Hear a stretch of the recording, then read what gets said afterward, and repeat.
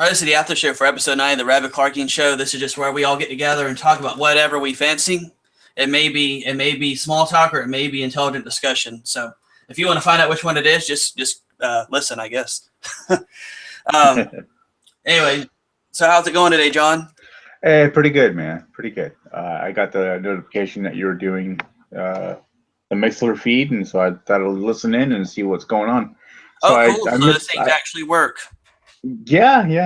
I get a little notification every time somebody on whoever I follow on Mixler, I'll get a notification on my phone. Yeah, I was thinking I wouldn't have an episode. I mean, I literally when I started, I had 0 listeners.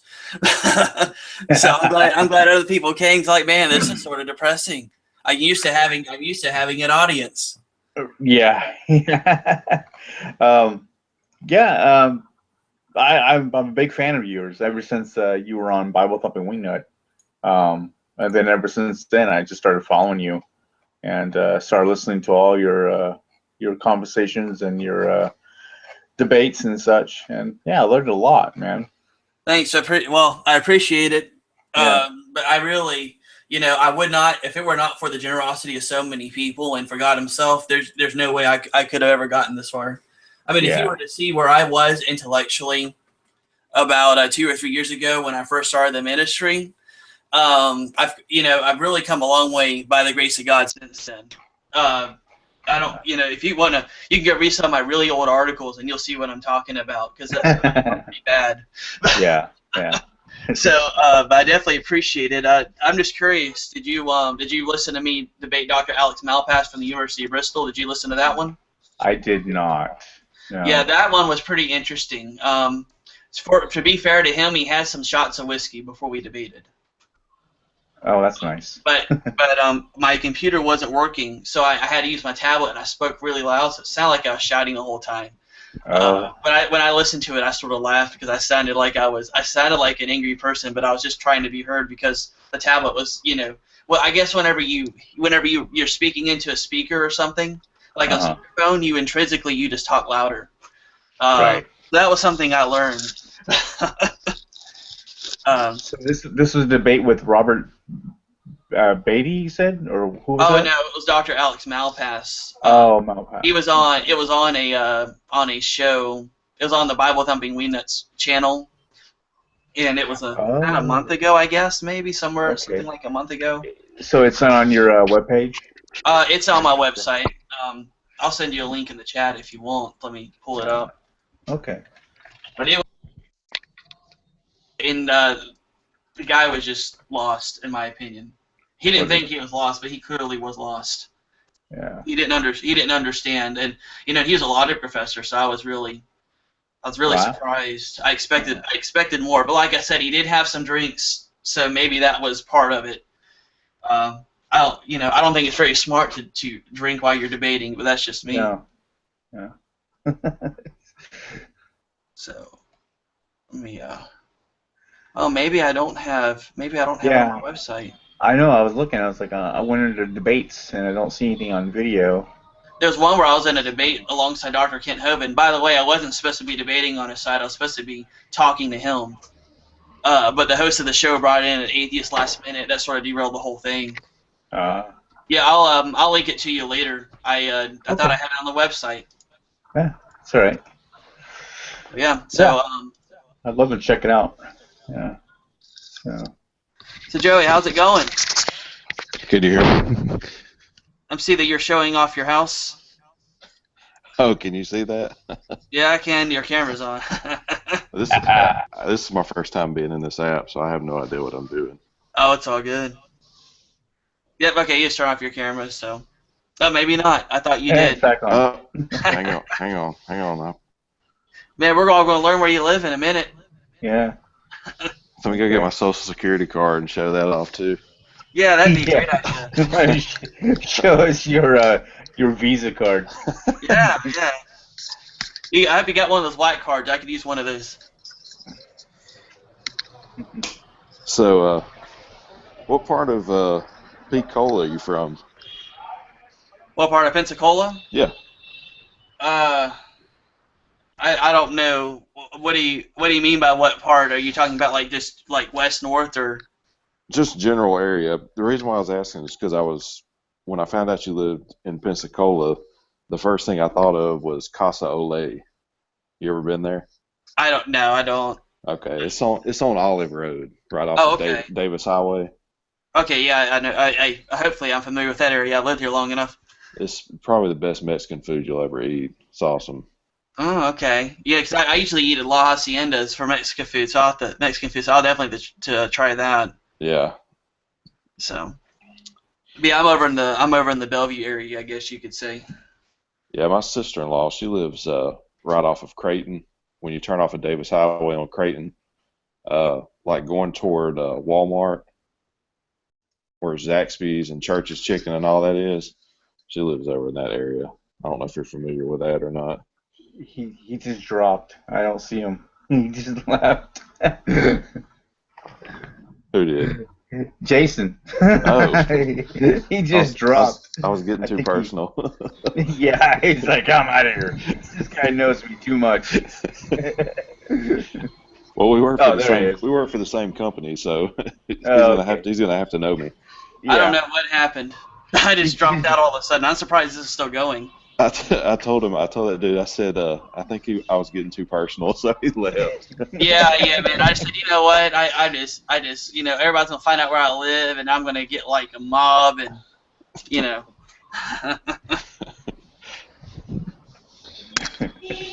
have so many people trying to make good on their death threats, and I wouldn't appreciate that. Do you get like a lot of threats? No, not a lot. I've gotten a few, but I didn't take them seriously. Okay. Wow. I haven't received one in a long time. It's been a while. I think last time I received one was like in 2014. So I guess I'm not doing my job. I guess I need to get a little more offensive. Yeah, no kidding. You gotta be more like Matt Slick. Oh, man. Actually, just so you know, the debate that I told you about, John, that was on one of Matt Slick's shows. He had brought me on. And after, are you serious? Wow. Yeah, okay. And Matt Slick, after you debated him for a while, Tim asked me to debate the atheist some, so I did, and the rest is history, I guess. Yeah, Matt Slick is he's the reason that I actually started getting into apologetics. Because I got on Carm, his website, and I actually printed off.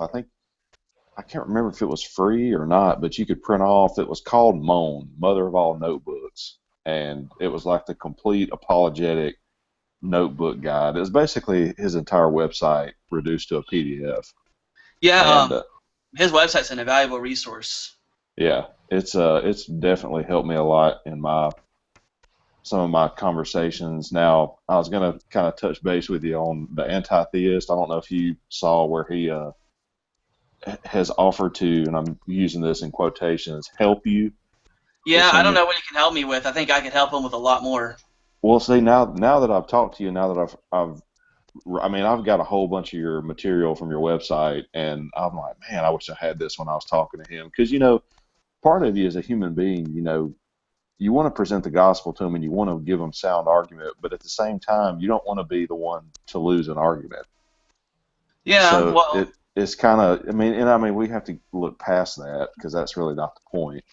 But, some of the stuff he was bringing up, like he was bringing up what was it? The Pharaoh and the firstborn kids and God killing the firstborn, smiting the firstborn children. And so I was asking him about objective morality. I said, well, from your position, really, you have no objective morality. Everything is basically subjective opinion. And so he turns the question around and asks me, by what standard are you judging that the God in the holy book that you worship is moral? So I was kind of confused because I'm like, well, where do I or anybody, how do we judge the lawgiver? You know what I mean? That's like a judge giving a law and you saying, well, how are you going to be judged by your own law? I don't know. I guess I didn't understand the question. Well, really, when you talk about things being objective, like objective morals and things like that, yeah. In the history of philosophy, usually objective means something mind independent. Right. And Christians don't. I mean, Christianity would completely reject that. If you look at Acts 17:28, it says, "In Him we live, we move, and we have our being." It's in God. You know, this whole universe is a product of the mind of God. Right. There's no such thing as a moral standard that's independent of God's mind. Mind of God is the arbiter of truth, and you can look at 1 Samuel 2:3. God's a standard by which all deeds are weighed. Right. He's a God of knowledge. So by what standard are we judging that what he did was right? By God's standard. That's the standard we're using. And in regards to him saying that God killed babies, well, I say, so what? God is the creator of all things. He owns this. And the idea that God killing the firstborn of the Pharaoh and his people because they rejected God's warnings and did not heed to them. Mm-hmm. Those babies were God's creation. God owns everything. Exactly. And to say that somehow, that taking the life of the firstborn of those that rebel against him is wrong, that would assume that God is stealing something. But how can God steal something that he does not already own? It's already his. What he gives, he takes away. You've heard in the Bible, what he giveth, he taketh away. Right. And it's the same with not just with believers, but also with unbelievers. Well, that was one thing I ended up putting in there later on, and I'm not sure if he read it or not. We were. He probably didn't. He one of the things that he actually said, and I thought was kind of humorous, was when you give me a sciencey, religious-y word salad. I've never heard of a word salad before, but I thought it was kind of funny. But anyway, he said, or I was telling him that, God being the author and creator of life, I mean, it's the same thing as like a potter. If a potter is creating a pot, no matter how beautiful the pot may be, he has the ultimate right to destroy the pot if he so chooses. Now, if someone else were to come along and say, I'm going to take that pot, I'm going to steal it, or I'm going to break it, then that would really be wrong because it doesn't belong to you. But somebody who actually is the creator of it, and in this case with God, I mean, he created out of nothing, so there was nothing there to create. Other people say, well, I can make something too. Well, you have to borrow materials that God actually supplied. So by him creating something, he has the ultimate right to destroy it if he so chooses. Absolutely. And who could answer to him? I mean, you look at Romans 9. I bring this up all the time, but it's because the subject comes up so much. Have you ever read Romans 9? Oh yeah. Have you read it very closely about saying who are you to answer back to God? Well, I look back at Job too, because Job was in his predicament, and God basically flipped the script on him. Was like, who are you to tell me? Did you tell the oceans to stop here? Did you tell all this stuff? And then Job was like, whoa, who am I? Habakkuk was going through the same issues where he went through a lot of questions, and at the end he just goes, God's on the throne and I'm here on earth, therefore I will keep silent. Mm-hmm. That's right. So I can't complain. Yeah, I had one atheist try and tell me that God was arrogant and was what was the adjective he used? Egotistical, probably. Well, something of the sort, but a little bit further than that. What adjective did he use? Maniacal. I think vain. No, he said vain. Oh, vain. Yeah. And I said, the definition of vain is an inflated sense of self-importance, and since God is it and he is the creator of all things, I don't see how God could go beyond his own of how important he really is. Everything that we move in, is held up by God. Mm-hmm. I don't see how God could overstate his own importance. So I don't think the term vain actually applies. Right. So I just thought it was funny when you referred to it as that. And I think what's more vain is for a creator to try and say that he can tell the creator what he should do. Exactly. I think that's vain. That's vain. Yeah, exactly. Yeah, that's the definition. Well, I built this computer that I'm using now. It's like my computer lashing out at me and saying you should use this processor instead. And to that I'd say, well, you should have done it yourself. Oh wait, you couldn't. Yeah, right. But well, anyway, it's kind of like I've heard before too. That God is some egotistical, selfish, and I thought for a minute, because when someone makes a statement about God like that, because if they were to call us that, we would be offended by it. But I got to thinking about it, and I'm like, he has every right to be. There's nobody above him. I mean, absolutely, yeah. Everything's his, and he wants praise, honor, and glory, not because he is trying to steal it from someone else, but because he's worthy of it. So, yeah, I mean, he is. Chapter 6, verse 13. And atheists really hate it when I bring this verse up. He could swear by no higher authority, so he swore by himself. Yeah. And that says it right there. God's not accountable to anybody. I usually go by what standard are you going by? Yeah. Yeah, well, and you can ask that question, but yeah, the anti-theist guy, I keep forgetting to link my website so he can quote unquote help me out. I saw his description of truth to you. He started using all these terms. He just gave all these terms, and some of them were stood in contradiction to each other. Right. And then he said non-contradictory is one of his descriptors of truth, and it made me laugh. Well, this guy has no clue. He thinks he uses all these words that he found that he's heard before, but he doesn't seem to know what they mean, because if he knew what they meant, he wouldn't have used them together. I started to pick up on that a little bit because, he was probably the very first person that I've ever actually debated with, if you want to call it that, was, I guess the best way I can put it, he was trying to be sophisticated, like you were saying, he was using a lot of these words, but I'm not really sure. Like, I was asking him about morality, and I said, where do you get your morality? And he said, by the definitions of the words we use. What does that mean? Well, the funny thing, definitions are chosen. Exactly. So you don't discover what's moral, you just define it. That'd be what he would be saying. And that's fine, but then that means I could take something and I could define it as moral that he thinks is immoral, and then I'm okay with saying it's moral. Right. So it's just it's meaningless. So, in order for something to be meaningful, it needs to be grounded into something meaningful. And if it's not grounding something meaningful, then the proposition you're arguing for is just going to be nonsense. Well, I can honestly say one of the things that I've learned from you in the short time that I've been reading your material is that, it's very important to define terms before you even start, because that's one of the biggest struggles I've had is we tend to get lost in definitions. Like, what I say a word means, someone else would say, well, what do you mean by that? Well, I guess if I defined it for you from the beginning, you wouldn't even need to ask me that question. Right, and not just that, but if you have two people with two different definitions, you can't have a dialogue. You'll just talk past each other. Right. So trying to dialogue with someone who won't agree with your definition is basically a waste of time.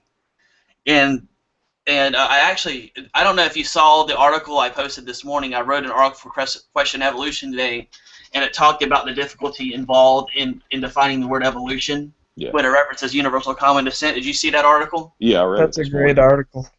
Appreciate that. But yeah, it was something I worked on. I realized like a few days before Question Evolution Day, I said, "Oh darn it, I need to write something." But it was good. I really when I read it, I thought, man, this is really it kind of put into perspective to me how much my work in seminary is helping me, because I'm able to articulate these things so much more clearly and with more specificity than what I could. And I really could have gone a lot further than what I did, but I just didn't feel it was appropriate to go much further than what I did in that article. But yeah, I'm glad you guys enjoyed it. Oh man, I ain't gonna lie, I've took a lot of your stuff and like saved it to my favorites. One of my favorite ones, and it was more geared toward the anti-theist deal, was the atheism as a worldview, and talking about the lack of belief, and that just drives me crazy because I knew what he was doing. Because as a lack of belief, saying that he lacks belief in something, really the burden of proof is not on him, but it's on me. But to say that you lack belief in something, if you really lacked belief in an idea, then you wouldn't object to it because you simply lacked belief in it. You know what I'm saying? Yeah, exactly. Yeah, I mean, if you lack belief in something, that means you believe in opposing proposition. Right. And then if you don't believe in an opposing proposition, but you lack belief, then you'd be agnostic. Mm-hmm. You would be an atheist. So the whole definition of atheism is lack of belief. That whole, it just kind of, it muddles the definition of atheism. And don't get me wrong, people can define their terms, but I really think that the definition of atheism is really problematic. Mm-hmm. I mean, the chair I'm sitting on is an atheist, as far as I know. Exactly. So I mean, it brings so much ambiguity to the table. So I think the definition is very problematic. And if I, and they'll say, well, yeah, your chair is an atheist. Everybody's an atheist, and they'll say things like that. And I'll just say, well, then I don't see what the point of defining it that way is, because you're not specifying anything. Yeah, because he told me I was an atheist toward other religions, and I'm like, I don't lack belief in this stuff. One, because I know based on what the Word of God tells me, and I mean, that's one of the biggest things about them too, is they'll say stuff like, you can't provide me with evidence that your God exists, and then when I ask them, well, what evidence would you accept? And then it turns into basically empiricism, or I want proof, I want physical evidence. Well, God by definition is not physical. Yeah. So, well, evidence is also a meaningless term, and I'll tell you, and I'll give you an example. I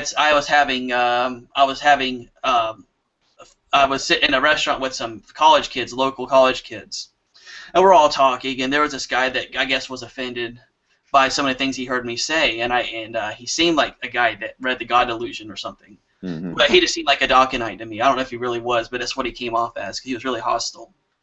And he came up to me, and he says, there's no evidence for your God. And I said, what do you mean by evidence? He goes, well, evidence is something that allows us to know what reality is. I said, what is reality? He says, he said, well, reality is what's true. I said, what's truth? He says, truth is what corresponds with reality. I said, you just beg the question.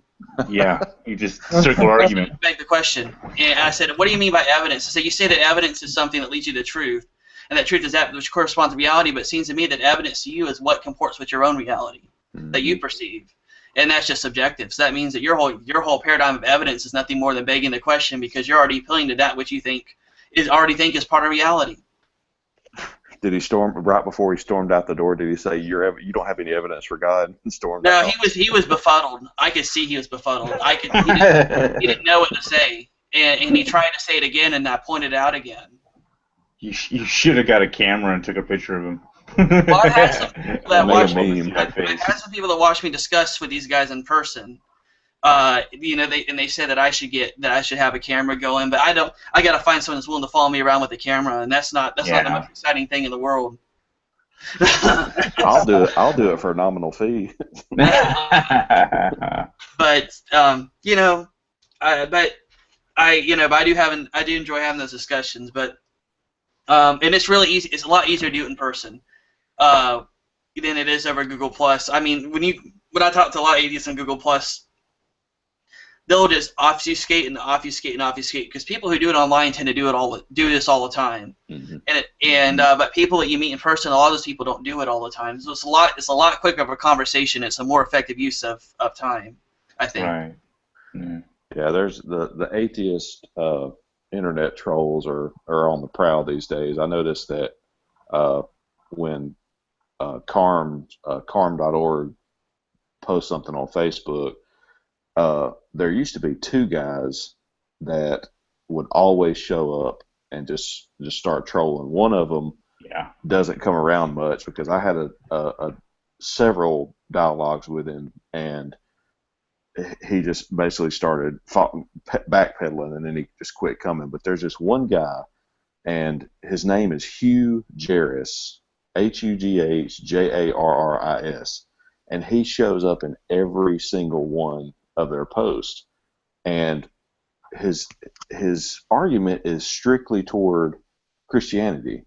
If he claims that he's an atheist, so the last time I checked, atheism wasn't specific to just the Christian God. So I don't know. I just, from my experience, which hasn't been that long, it's the atheists, when they try to debate with you or have a dialogue, which really is not much of a dialogue, it's more about just meaningless assertions, because I've yet to have an atheist come to me with something that is, concrete. other than just their assertion that, hey, your God doesn't exist. Well, why do you say that? Well, because he doesn't. Okay. Well, Yeah, someone says, your God doesn't exist. I say, yes, he does. Then I just don't say anything. And I have people try to do that to me in person. They say, God doesn't exist. I said, yes, he does. Now what? yeah. I wasn't prepared for this. Yeah, man, that was pretty intellectually rigorous. I don't know what to say.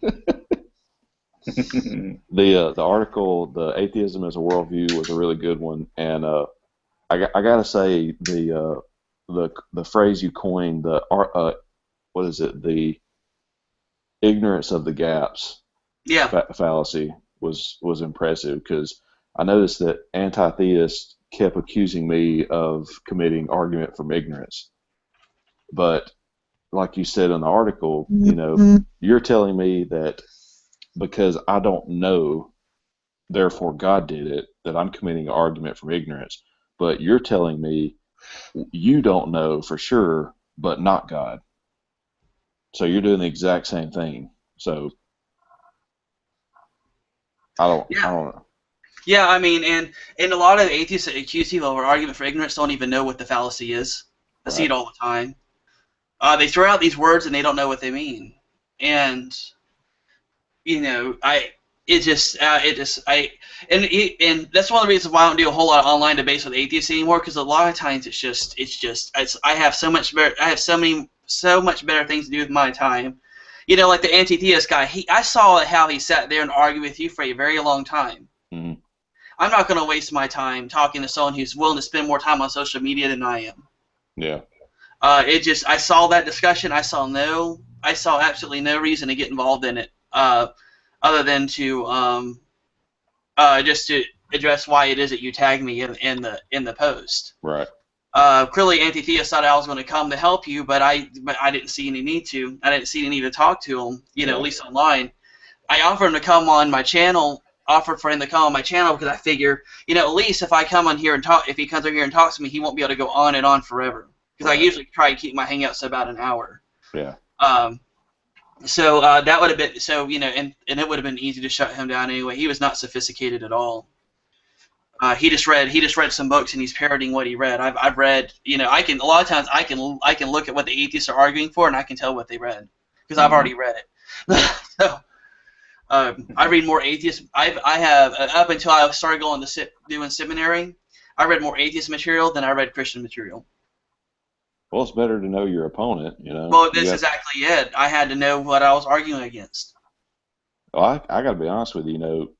I've heard a lot of people that have been involved in debates and had these phony, sophisticated wannabe atheists come up and quote some stuff out of a Richard Dawkins book or some Nietzsche or whatever, and the Christian that's listening to them, they start to question themselves and then they end up falling away. But I mean, if anything, it's made mine stronger because it's given me opportunity to grow and to ask questions of my own and get the answers. And that's why I said the other day, I feel like I met you online, and talked to you, and that was God's way of saying, all right, here's your chance to learn some more, and it has, and I can't thank you enough for it, because I have a better way of articulating what I believe and engaging other people instead of saying, hang on a second, let me go look at Carm real quick.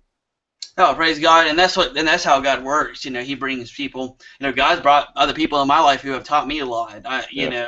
And that's just how God works, and it's part of what one of the commandments of Scripture for us to be able to sharpen each other. Yeah. And there have been people that have come to me and asked me to teach them, and I learned a lot from them. Yeah. So it's a two-way street. Another I like to brag on this guy, Spencer Grussing. He's a really smart guy. And whenever I first met him, he asked me a lot of questions. And and I know it takes time. He had to ask anytime he ran into an argument. He wanted my thoughts on it. Mm-hmm. But he got to the point where he can do it himself. Yeah. And not only can he do it himself, he can do it very well now. So I mean, he's really come a long way. And and that's And I've seen him say some stuff that I thought, well, that's pretty good. I haven't thought of that. I haven't thought of it that way. You know, so like I said, it goes. You know, so it goes both ways. Mm-hmm. Well, speaking of sharpening each other, the only time I've ever been kind of stumped with an atheist was, we were on the topic of sin, and I was trying to explain to him that, we're all sinners and such, and so he goes, well, I don't believe in sin. I go, what do you mean you don't believe in sin? And I was like, yeah, look at the definition of sin. And so I looked it up, and so sure enough, I posted it here on the chat. It goes, an immoral act considered to be a transgression against divine law. And he goes, see, I don't believe in a divinity, so therefore sin does not exist in my world. In his world. In his world, exactly. Yeah. So I was like, I don't know where to go from there. Sin exists in my world, so there you go. I can use the term, you're a sinner. Because I'm talking from a Christian perspective. Whatever perspective would I talk from? Right. Yeah, exactly. I love how people, they say, I want a Christian answer to this, and you give them a Christian answer, and they go, well, that's not evidence. Mm-hmm. I want something to show that what you're saying is true. I said, you asked for a Christian answer, not gobbledygook. Yeah. I bet you that guy wouldn't walk into a bank and when the teller told him that he didn't have any money, say, I don't believe that. Yeah, exactly. I believe there's $1 million in there. I tried that last week. It doesn't work. I said, I am living my best life now, and you will give me $1 million. Oh, right. Was the teller's name Joel Osteen? I decree and declare. No, it was not Joel Osteen. I need to try. I need to ask him what bank he uses and try that. I've always those people that say name it, claim it. I always just want to go to the house and say, your house is mine. Yeah, I claimed it. Yeah, God has told me it's mine. I mean, this is the kind of stuff they do to show how absurd it is. But, hey, what do you think about the Case for Christ? It's got good information. I disagree with Lee Strobel's methodology for apologetics, but it has some good stuff. I think it's a good faith bolsterer. I saw it on Amazon. I started to buy it, but I haven't. It seemed to have a lot of good reviews, but I haven't read it. It's a really encouraging read. I'd recommend reading it if you have some spare time. I think there's more rigorous things you could read if you want to get into apologetics. But a lot of these atheists online, they've already ran into so many people using Lee Strobel's arguments, and they already know what to Google to find the answer because that's what they do. They Google.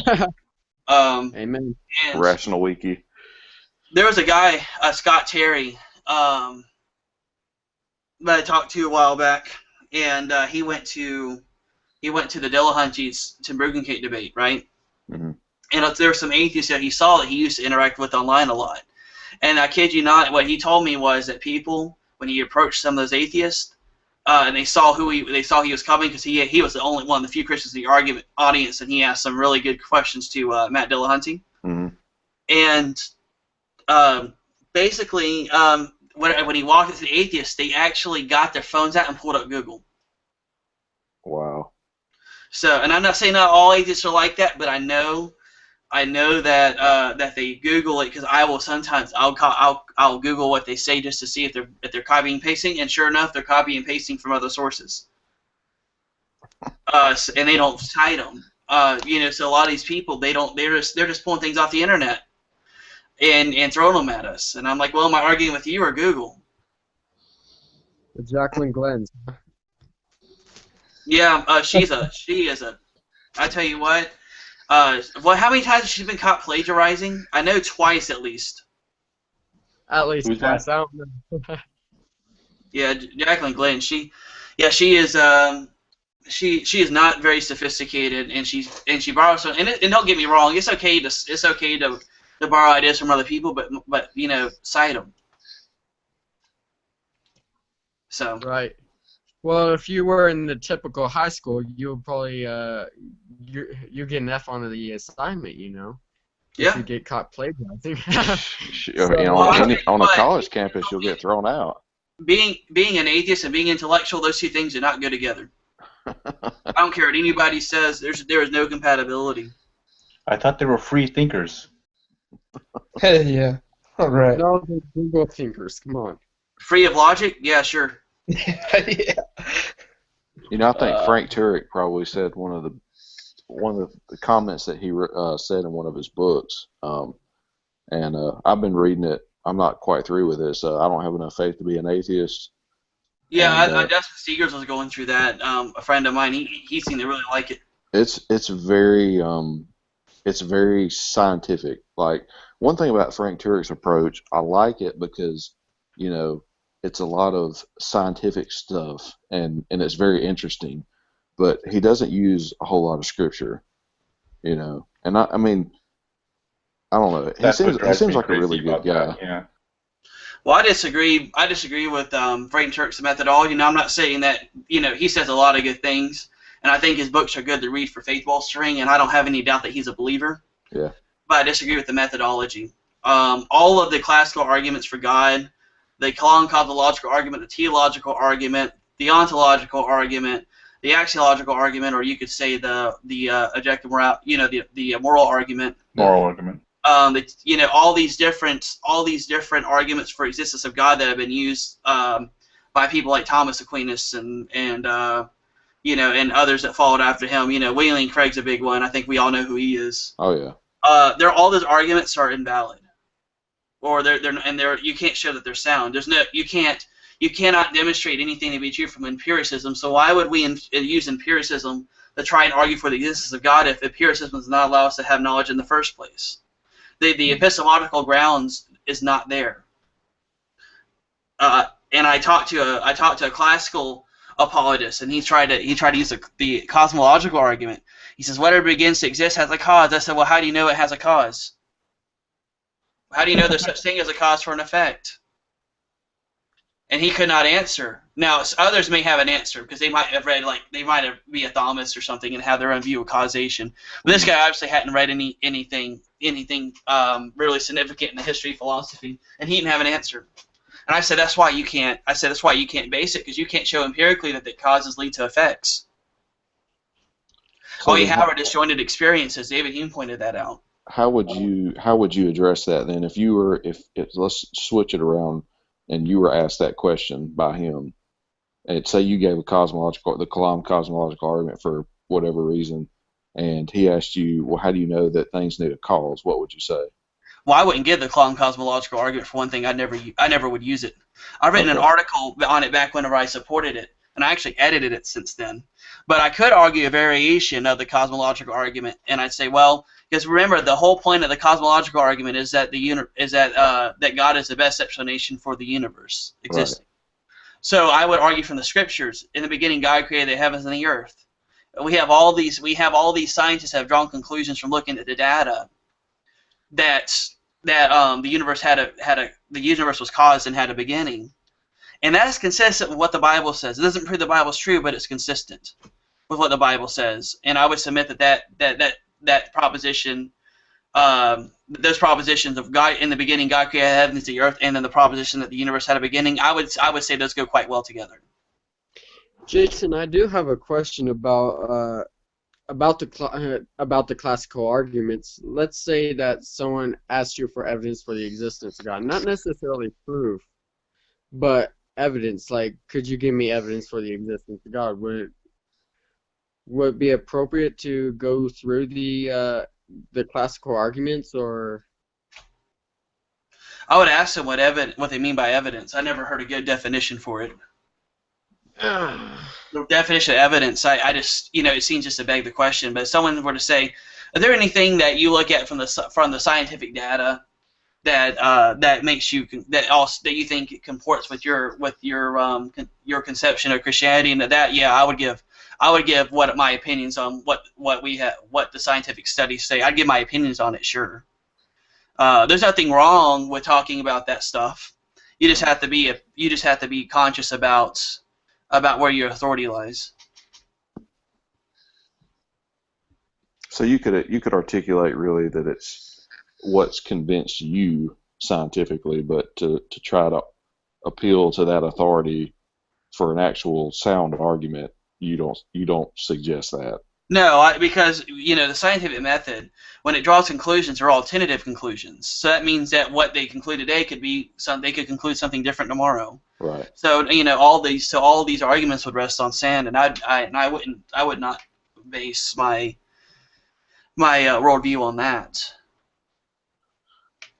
And actually, I wrote an article back in 2014, I think, on it's called "An Examination: Christianity and Operationalism in the Scientific Method," or something like that, where I lay out some of my issues with people who say that the scientific method allows us to account for knowledge. Mm-hmm. And you also saw my article today. I articulated my position on operationalism. Any concept that's not measurable in regards to the science, when reference to science, it's not really meaningful to me. Mm-hmm.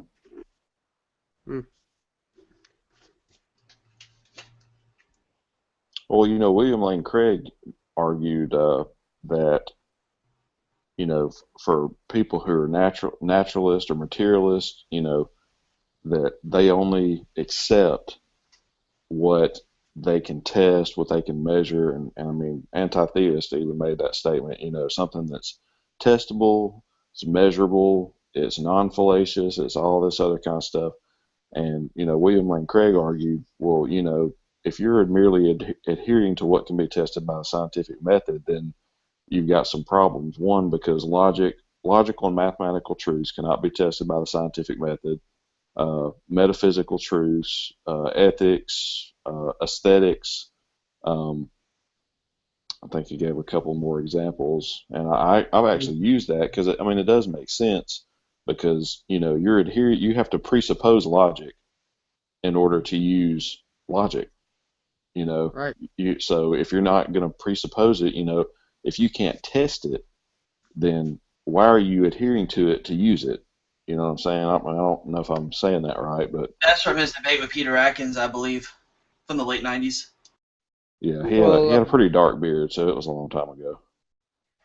Well, I was having a conversation with an atheist, and I said the person gave atheism as a definition of a lack of belief, and I said no sentient being can ever lack belief, because you do have to believe that your senses are basically reliable. You have to believe that your reasoning is valid. You have to believe that the laws of logic work. You have to believe your memory is valid. None of them can be proven apart from themselves. But, yeah, well, any denial of a proposition entails the approval of another. Mm-hmm. And if you say that you don't approve of either proposition, then and say you don't believe either one of them, well, the law of excluded middle, you can't have them both be false. And you can't have them both be false. You can't just say it has to be one or the other if they're completely opposite to each other. Right. And that's why, but if you don't hold belief to either one of them, then you have to be agnostic. You're not an atheist, you're an agnostic. You look at the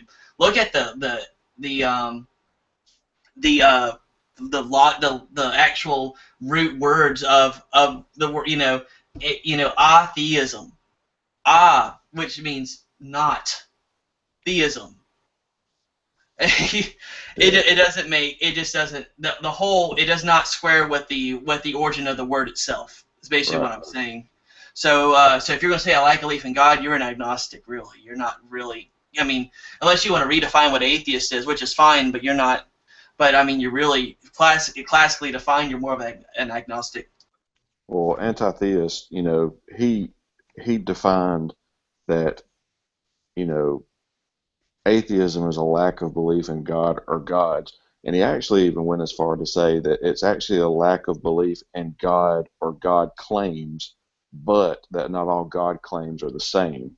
Well, if you're an anti-theist, then you actually assert that no gods exist. That's the proper definition of anti-theism. Right. Now, he can redefine it, but classically defined, anti-theism means you're actually you're actually adamantly against claims about God existing or any gods existing.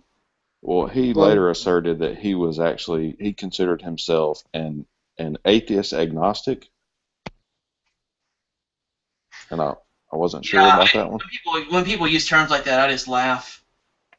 It's like, you ever held those two terms together and see what both of them mean side by side? You can't put them together. Yeah. Well, oh man, just lost my train of thought. Thanks, Jason.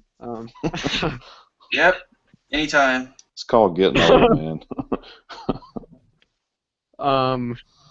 But basically, some of the discussions I have is they define atheism as a lack of belief. They weren't specific to what. I'm getting an echo. Yeah, I'm not sure who's doing that. Johnny. Johnny, be good. Or Jimmy, What? Yeah. I think it was Jimmy that was doing it. I just muted him. I think his microphone got muted on accident. Who, mine? Okay. No, Jimmy's. Oh, okay. Yeah. So basically, I was having a discussion with atheist one time, and we were discussing the definition of atheism, and he said that atheism was a lack of belief. He wasn't specific to what, and I said no sentient being can ever lack a belief. For the Yeah, well, that's true. I mean, but you know, when people define things, as long as they define it, I just let them do it, and then I let them run with it, and then I'll watch them. They'll trip over it eventually. It's only a matter of time. Yeah. Well, I don't know how much you guys get around on Facebook. I look at it periodically throughout the day, but there is a specific, and I told Jason about this before, but there is a specific page, and the lady goes by the name Godless Mom, and I stumbled across her page. It's been a few months ago probably, but she has got some pretty interesting stuff on there. One of the articles she posted was she actually, well, I say it's an article. She put a Christmas ornament that was in the shape of the flying spaghetti monster, and I thought that was interesting because if you're positing that there's a such thing as a possibility as a such thing as a flying spaghetti monster, then as an atheist, you're saying that you don't believe in God, but you're positing that a flying spaghetti monster could have created this universe. So anyway, if you ever get some time, I recommend going and just checking her out, because a lot of the people that chime in there and throw their little 2 cents into the pot, they're really, really, really lost. I mean, just it's absurd. And I've actually engaged her and sent her a Facebook message and was like, hey, you know, I'd like to talk to you about some of this and whatnot. Well, she never responded, so I don't know if she's just not looking for a serious conversation or, you know. I took the time before to go into the Pastafarianism and all the contradictory things I've heard about it. Mm-hmm. You know, I had people. I remember I had one guy that he tried to tell me that he knew things because the Great Napkin has revealed everything to him. And I told him, and eventually we went back and forth and I cannot remember exactly how the conversation went, but at the end of it, he was clearly vested and he knew it. And I said, I think your napkin has holes in it. I think someone else has used your napkin. Yeah, you know, but it was really bad. I think that discussion, it was like a social media discussion way back in like 2013 or something. I think it's still on my website.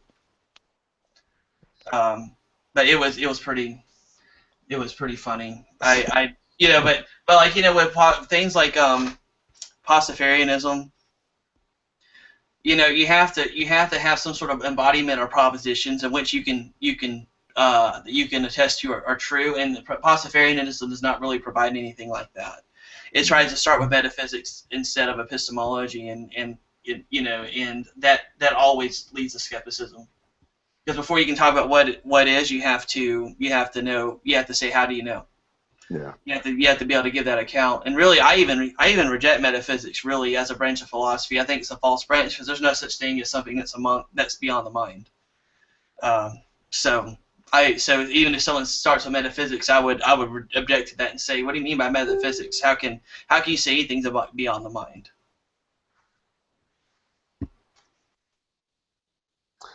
Man, I could, if I sit down and had a 30-minute conversation with you, dude, I'd probably have smoke coming out of my ears.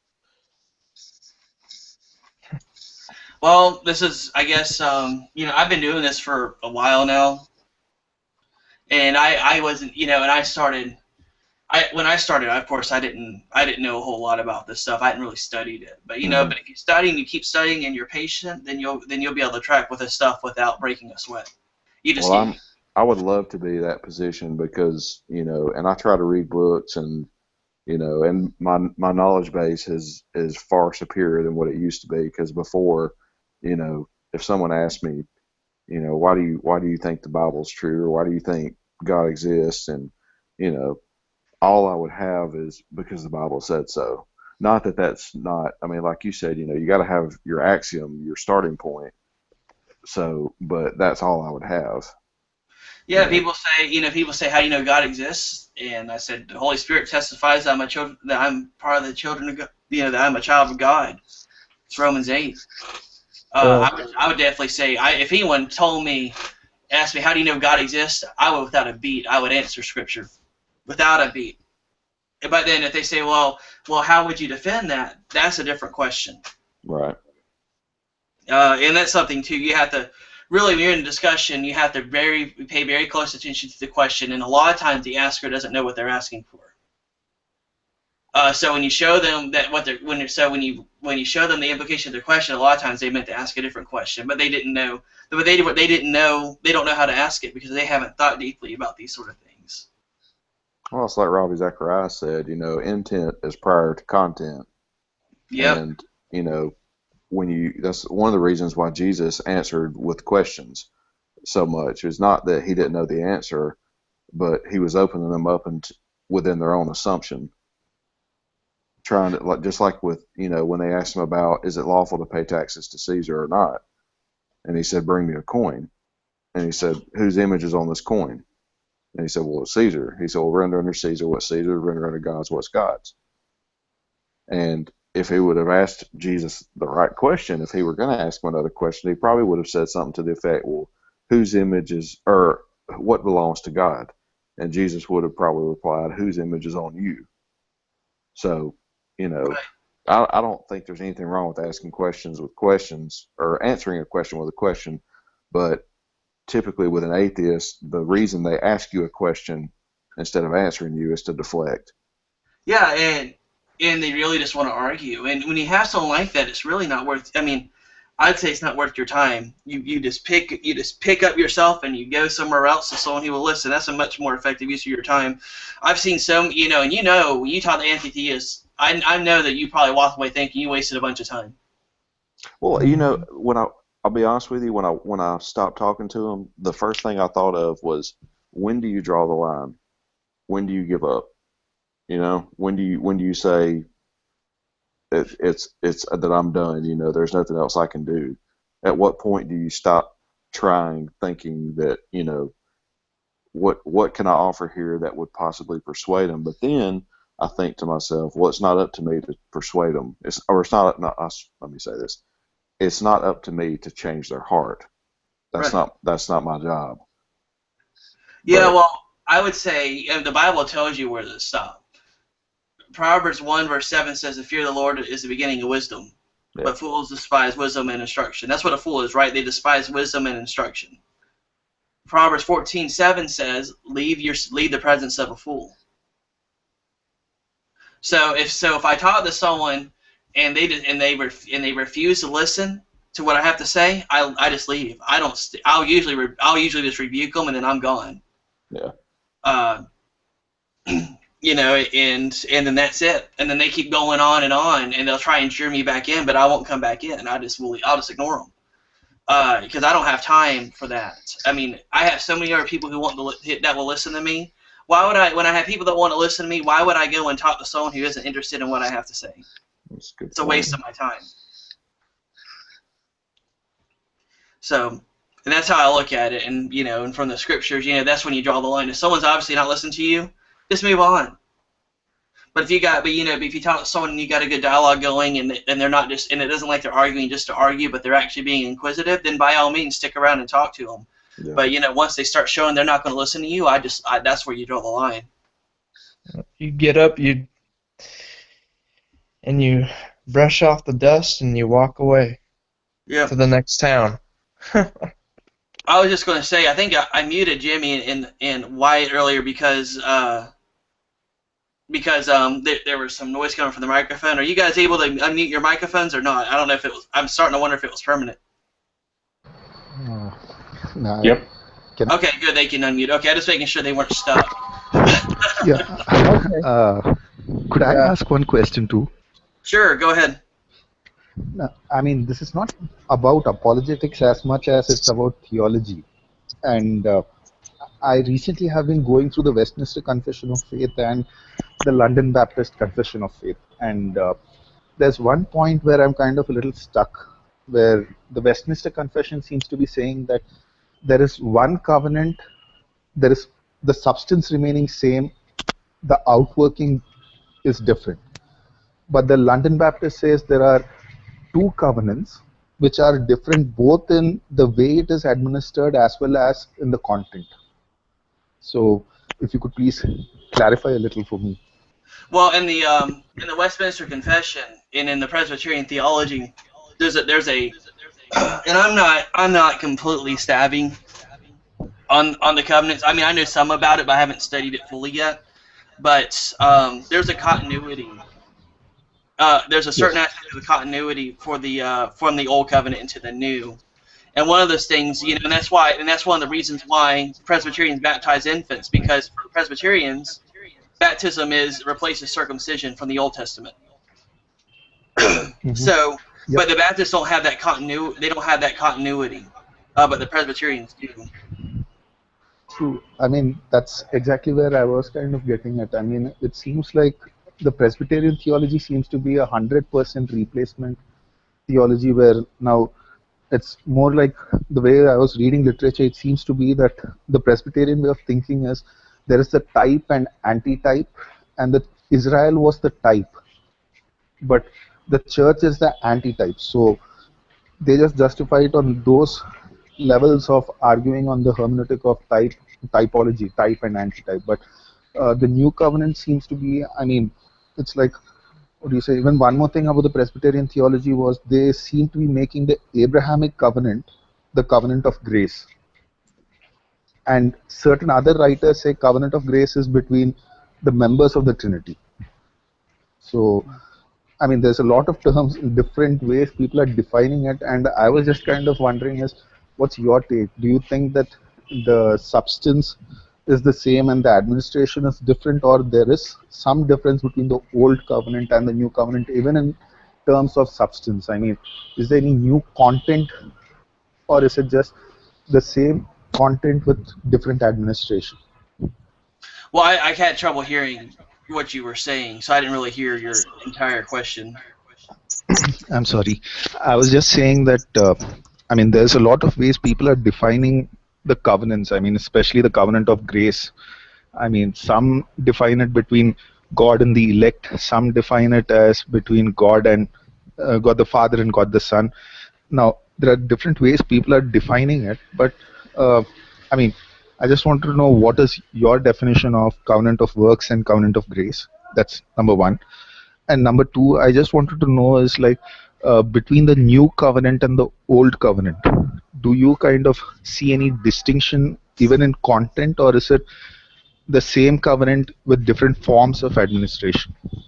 Well, I think you hit on an issue that I've always struggled with, and that is we're using man-made terms to reference propositions in Scripture. And I agree with you. I have found that there is some ambiguity in the way that the covenants are defined. So that's something I plan on writing. I plan on studying and writing about. But I really, right now, I don't think I have a very good answer for you. Um, I would say there is some distinction between the old covenant and the new covenant. There is for instance, one of the distinctions would be that in the old covenant, the those that were in the covenant and were believers would look ahead to Jesus' coming, didn't know who Jesus was, they were looking to the coming of the Messiah. Whereas after Jesus' death and when he died and rose again, people look back to the actual completed work. That would be one distinction. But I agree with you. There are definitely, I think there are some problems in the way that those terms are used. Thank you. All right, so I'll probably wait for your paper then.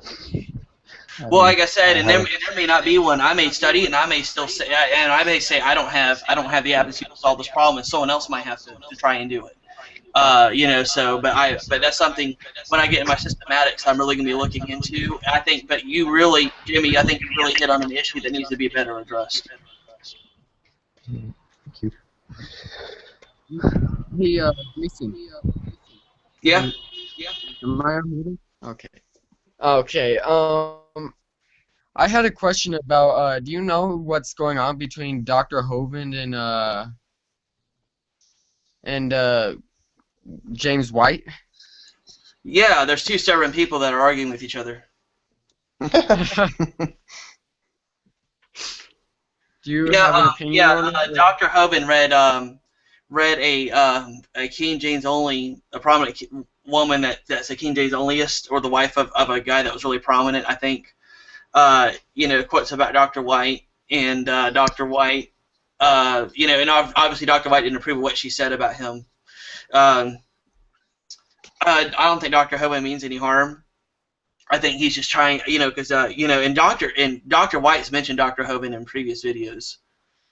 So I think Dr. Hovind mentioning Dr. White and criticizing him was fair game. I don't agree with Dr. Hovind's position, by the way. I'm not a King James onlyist. I am. Yeah, I know you are, but I'm not. And yeah, it's just two separate people arguing. I saw that. I wasn't very much interested. I really wasn't. It was just, I just said, okay, this is going to go on for a while. Yeah. I had another question. I mean, when you speak about KJV only and all like this, about textual criticism.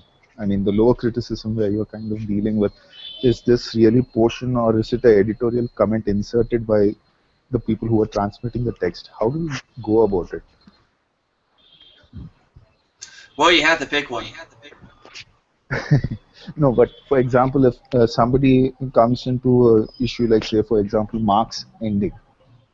Now, certainly, certain aspects of Mark's ending can be justified by other parts in the synoptics, but certain parts like you shall take up poisonous serpents and it shall not harm you, those things obviously cannot. So, I mean, how do you handle it? I mean, definitely you have to make a choice, but on what basis do we make a choice? I mean, do we say textual criticism as such is a false field, or do we say there is some truth to it and this is how we go about it?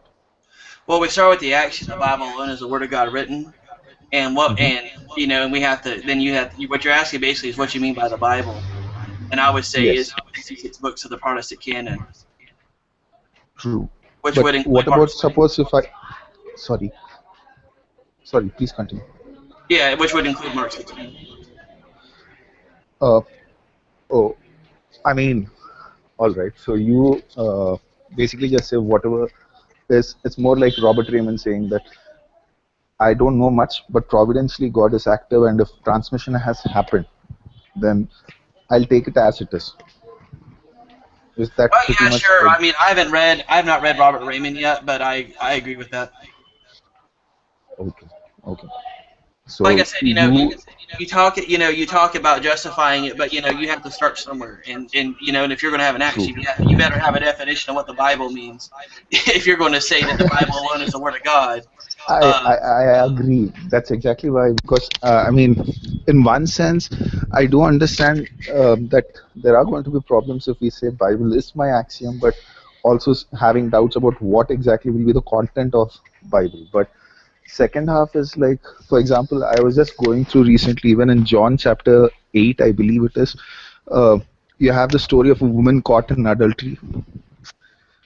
Now, honestly, that's also a textual variant in the sense of people are like, is that really in the text? And when I read it, I'm really having one issue, which is like, the woman is caught in adultery, and people bring her to Jesus to test or trap Jesus and say that, okay, what shall we do? And honestly, Jesus fulfilled the law of Moses. And if he's not condemning someone who, according to the law of Moses, is to be condemned, isn't he breaking the law of Moses?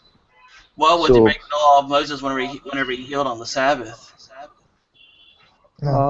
well, but he gave an explanation saying that it is not that I broke the law, but it is more like, you see how David ate the bread on the Sabbath. You see how you yourself will go and remove an animal from the ditch on the Sabbath. It's not man more precious. I mean, to me, I seem to be understanding it as he defines it as it's not a work per se. I mean, those are not the works which you shall not do on a Sabbath for and the argument is from a lesser to greater. If a person in a ditch or an animal in a ditch can be made removed to be well on a Sabbath, then so can a man. Why did you I accept mean, Jesus' explanation? I'm sorry. Why Yeah, did you accept Jesus' explanation about why he healed someone on the Sabbath?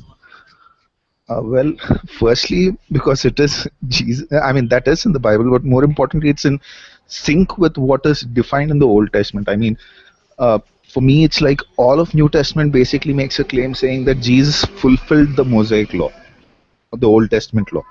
So obviously, when he defines it in such a way that it is not in contradiction between Old Testament law and his explanation is not having any contradictions, then there's no doubt. I mean, there's no reason to doubt either. But suppose I see a text which says Jesus said this, but that seems to be in a contradiction between the Old Testament and what he's doing. Now, of course, either my understanding of it could be wrong, or probably John Calvin also said that something like this. Either the text is having a problem, that is to say, transmission wise, or my understanding is having a problem. Yeah, well, I mean, you can, the reason why I asked you why you accepted what Jesus said is because I'm sure that Jesus gave an explanation as to why he spared the woman, then you would have accepted it. That's all I was saying. No, I mean, that's exactly where I'm struggling. I mean, how can I accept that as an answer, saying that Jesus spared just sovereignly? Because that would seem like he broke. I mean, yes, Jesus as Lord can do anything he chooses, but uh, he has come for a particular purpose, and the scripture explicitly says in Hebrews, I believe, that Christ fulfilled the law. So Mate. obviously, there's no point where he broke the law. And if the Mosaic law requires the death penalty of someone caught in the adultery, and Christ says no death penalty, that would be contradicting the law of Moses itself. I mean, let alone fulfilling it. Well, God May- can impart mercy on lawbreakers and transgressors. I mean, Jesus can do the same. May I interject? Oh, go ahead, Joseph. I actually got to go to bed soon anyway. I was also gonna say, first thing. Oh, sorry. First things first is that Jesus was not a judge to do such things, just like he was not a priest. Though he was the Messiah, he had to be underneath the law also. So even though the Pharisees went to him with this thing, Jesus couldn't do anything to condemn the woman because they would have to go to the actual people that could condemn her. Also, they did not bring adultery means that there are two people. They're not bringing the man also. They're just bringing the woman. And they do not have the three witnesses there. Also, according to Old Testament law, according to the law that was given from Moses down. So, 2 or 3 witnesses are not there, the man's not there, this case is closed, for one. And also, the people that were bringing up stones were not allowed to, by Roman law, allowed to kill this woman. They would actually have to take her ultimately to the Roman tribunal to suffer death. Just saying. Well, I think one thing important, we're talking about the Mosaic law and, what Jesus, if you look like in Matthew 5:20, 27 and 28, he said, you've heard it said that you shall not commit adultery, which is one of the 10 Commandments. But I say to you that everyone who looks at a woman with lust on her has already committed adultery in his own heart. So, he's raising it to a higher standard. And the entire point of raising it to a higher standard is to demonstrate that we cannot fulfill the law. We can't do it ourselves, and just like the parable of the Pharisee and the tax collector, the Pharisee went to the temple to pray and said, I thank you that I'm not like everybody else, like that tax collector over there. I do X, Y, Z according to, the law, and I give, a tenth of my income and all that. But the tax collector simply just beat his chest and said, God, have pity on me, a sinner. And if you look at the culture, in those days, only women beat their chest at that time. And so he is just in the lowest of the low, and all he says is, God, have pity on me, a sinner. And Jesus said, I tell you that the tax collector went home justified before God, not the Pharisee. So, when I look at the correlation between the two, Jesus came to not only to fulfill the law. He says, don't even let it come into your mind that I came to abolish the law. He said, I came to fulfill the law. So him raising it to a higher standards for us, with the guys that were going to stone the woman in adultery, he said, either one of you without sin can pick up the first rock and throw it at her. And just like with the adultery, you look at a woman with lust in your heart, you already committed it. You don't even have to touch her. So that's just my take on it. Yeah, that's good. That's good. So I think I'm gonna go ahead and take us off live. If you guys want to stay and hang out, that's fine. But I'm probably going to go pretty soon, so I'm gonna go ahead and drop out. But it was really nice talking to all you guys. Hey, good stuff, man. You're awesome. Looking forward to it next time. Yep.